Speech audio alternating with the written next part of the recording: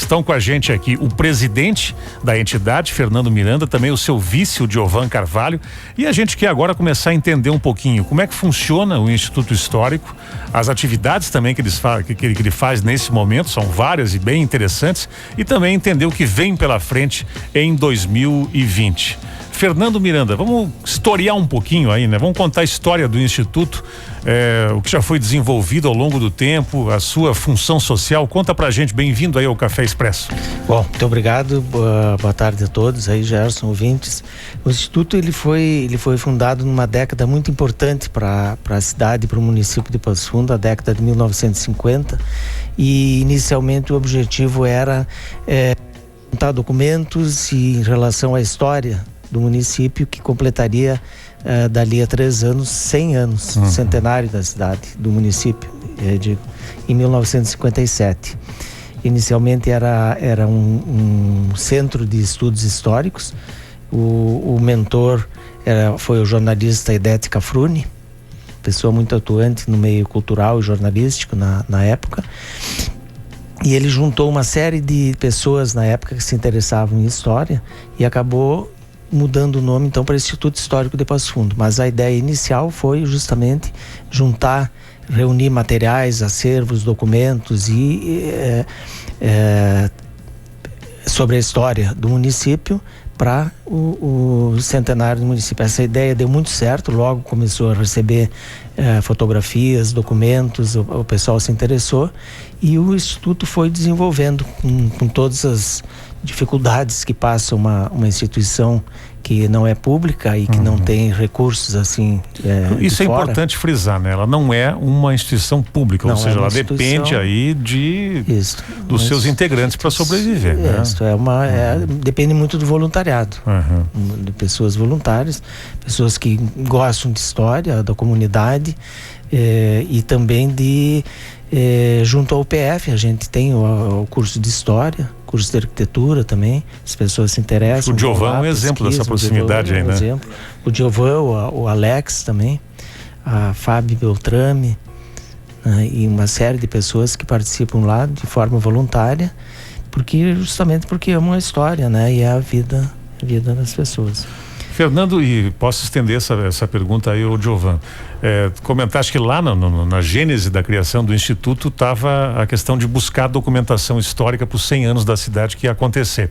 De lá para cá, o Instituto é naturalmente um local para as pessoas levarem essas coisas, da fotografia, ou seja, a história da cidade. Como é que faz para poder fazer contato com vocês lá e colaborar? De repente as pessoas podem ter em casa alguma coisa muito preciosa, né, para o Instituto. Com certeza. E aí, como é que é esse contato no dia a dia?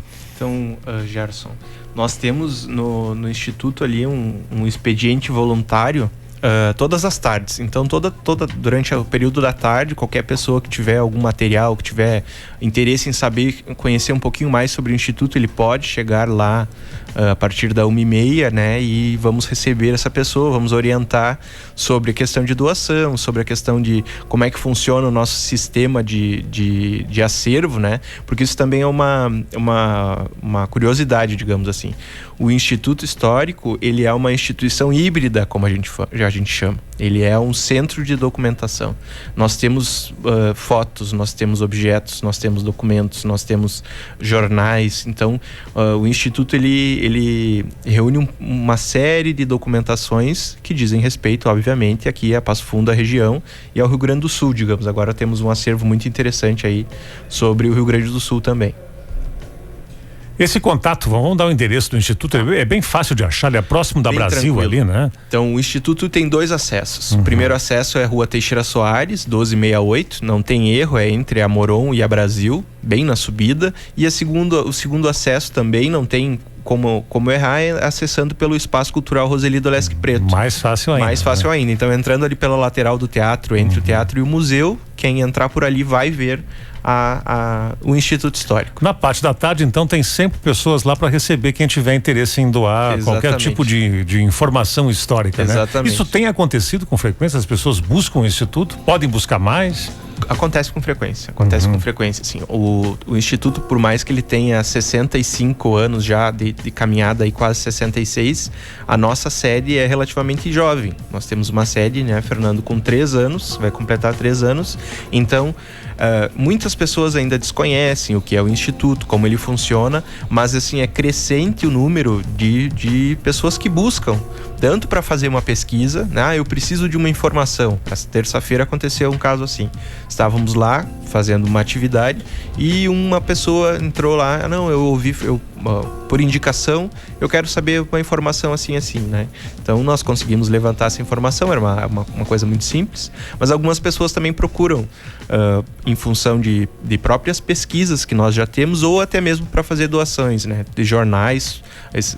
As últimas doações que nós recebemos foram jornais, edições de jornais, fotografias aqui de Passo Fundo, do antigo quartel, fotografia do Colégio Conceição, né, que o pessoal acabou doando lá pro nosso acervo. Aliás, tem um fato histórico agora, né? Os 100 anos do IE, né? Que estão acontecendo por esses dias aí, né? Não é qualquer coisa. Isso. Um colégio que complete aí 100 anos, né? Aliás, parabéns ao IE aí. Isso, a gente tem uma matéria, tá sendo, acho que vai ser mostrada, acho que na segunda-feira, que a gente foi lá dar uma chegadinha, né? Que bacana. Hoje nós temos o lançamento do livro, às 5h30, o Instituto tá junto no livro, ajudou a fazer um levantamento aí de fotografias, cedeu acervo, tanto para a exposição que está no Museu Histórico, quanto para o livro, né? Queria te pedir para reforçar a exposição que abriu aí, né? Isso, na terça-feira nós abrimos uma exposição lá no Museu Histórico Regional 100 anos do IE, sobre os 100 anos do IE. Tem muito acervo do Instituto. Tudo que nós tínhamos sobre o IE, na verdade, foi lá pro Museu Histórico, né? Flâmula, certificados, convites, fotografias, né? E para o livro também, foi bastante material que é do Instituto, que foi lá para complementar essa história aí, né? Giovan, tem alguns projetos atuantes aí que as pessoas já conhecem, já ouviram falar, enfim, que é o Conhecendo o Espaço Roseli D'Olesc Preto. Tem o Museu a Céu Aberto e as Trilhas da História, né? Que vão continuar acontecendo ao longo de mais um ano. Conta um pouquinho pra gente como é que eles funcionam aí. Sim, o Instituto, ele como o Fernando falou, ele funciona, as pessoas trabalham voluntariamente em prol da história, digamos assim, né? Então, pensando em algumas questões e a partir de demandas, o Instituto acabou absorvendo e desenvolvendo projetos sempre relacionados aí à valorização da história local. Então, esses 3 projetos que nós já temos aí, que estão consolidados, né? O Conhecendo o Espaço Roseli D'Olesc Preto, ele não é só do Instituto, ele é das instituições que compõem ali o espaço. Então, os 2 museus, a Academia Passo Fundense de Letras, a Biblioteca Pública Municipal. Aliás, para quem não conhece, é um espaço muito bonito, né? Não é qualquer cidade que tem um espaço cultural. E junto, né? O próprio Instituto é muito bem montado, né? Aquele anfiteatro que tem ali, lá no fundo lá, enfim, eu conheci recentemente ali o espaço do Instituto, fiquei impressionado assim com as condições ali, com que estão armazenadas a história da cidade. Muito cuidado vocês têm ali pela manutenção do acervo, viu? E o Instituto, ele não trabalha sozinho em nenhum momento, né? Então, esse Conhecendo o Espaço Cultural Roseli D'Olesc Preto, ele é um projeto interinstitucional aí, que agrega essas várias instituições, que recebe quinzenalmente visitas de escolas do município para conhecer um pouco da história desse espaço e das instituições que fazem parte ali. O agendamento, já fazendo a divulgação aí, ele é feito todo com a Biblioteca Pública Municipal, que recebe a demanda das escolas e organiza o calendário. O projeto Museu a Céu Aberto, ele é um projeto já consolidadíssimo, está indo para o 7º ano de atuação. Ele foi uma iniciativa do Instituto aí que buscou o reforço do Arquivo Histórico Regional, e cada ano as atividades vão sendo direcionadas para um caminho diferente, e hoje a gente está com a seguinte modalidade. Então nós ofertamos mensalmente visitas guiadas ao cemitério municipal Vera Cruz. Então, o que é o Museu a Céu Aberto? É o nosso cemitério. Alguém pode pensar, né? O que tem a ver história com cemitério? Tudo. Tudo. Absolutamente tudo.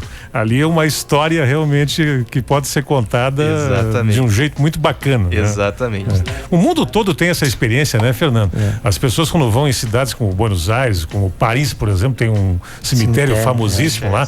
A história da cidade está ali, né?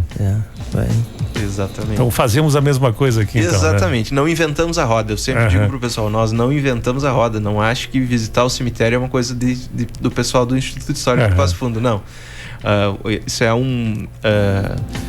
enfim, é um espaço privilegiado para conhecer algumas questões históricas, né? Então a gente tá aí com esse sistema. A professora Gisele Zanotto coordena as atividades, ela é coordenadora do arquivo, e junto com ela a gente aí monta os roteiros e faz as atividades de visita guiada.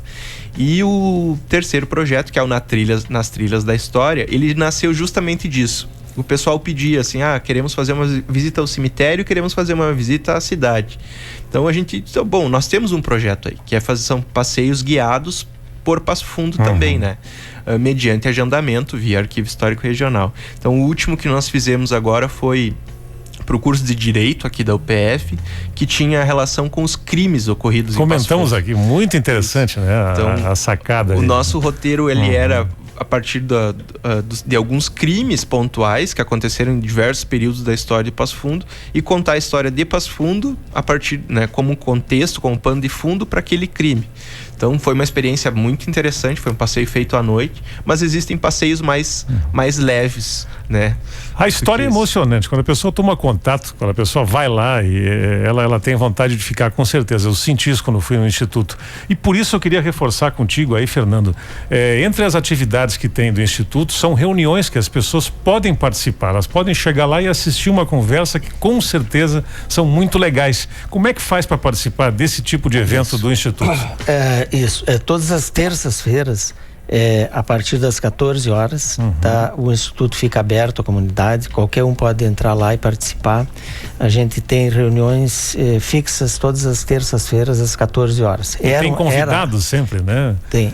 E a gente mudou um pouquinho até a forma esse ano. O ano passado era à noite, mas com alguns problemas da parte da noite e tal, então ficou a parte da tarde às 14 horas.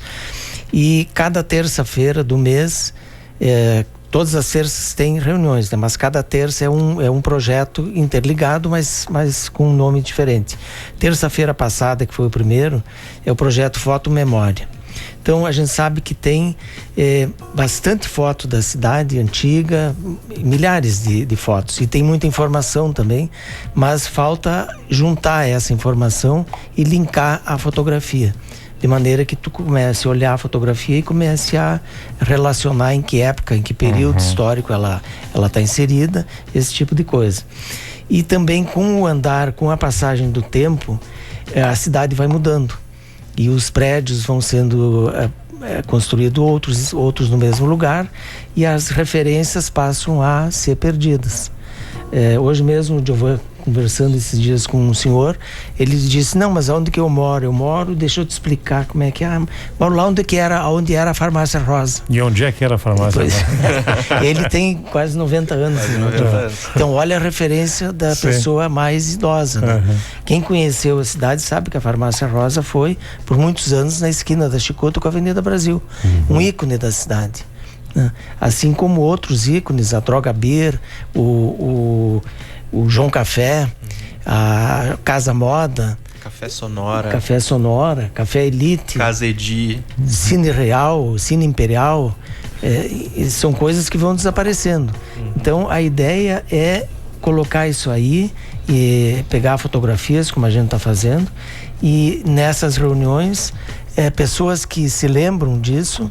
É muito interessante porque as pessoas vão se lembrando, isso aí vai criando um clima assim de outra época, né? Pega a praça, por exemplo, a Praça Marechal Floriano, com árvores pequenas, e é outra praça, mas é a mesma, sabe? Então toda terça-feira tem essa possibilidade maravilhosa de chegar lá e ter uma aula de história ali, de graça e interativa. Interativa, exatamente. Não é só ouvir a conversa. Pode participar, pode perguntar. É que a pessoa participe da conversa, né?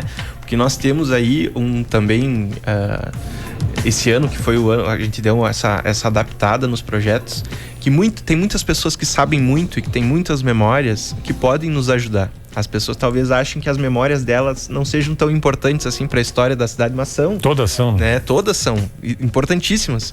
Então a gente pensou é uma tríade de projetos aí que se relacionam, são muito parecidos, mas que tem com o mesmo objetivo, que é preservar as memórias das pessoas, é fazer com que a gente compreenda aí os tempos passados, né?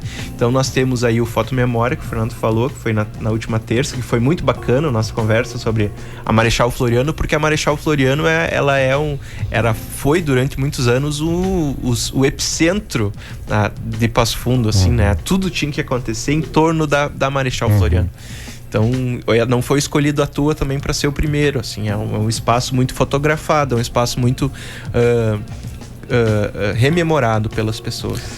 Gente, para contatos, fora essa chegada na terça-feira lá, também tá nas redes sociais do Instituto, acha vocês no Facebook, no Instagram, né? Ali tem formas de contato também, né?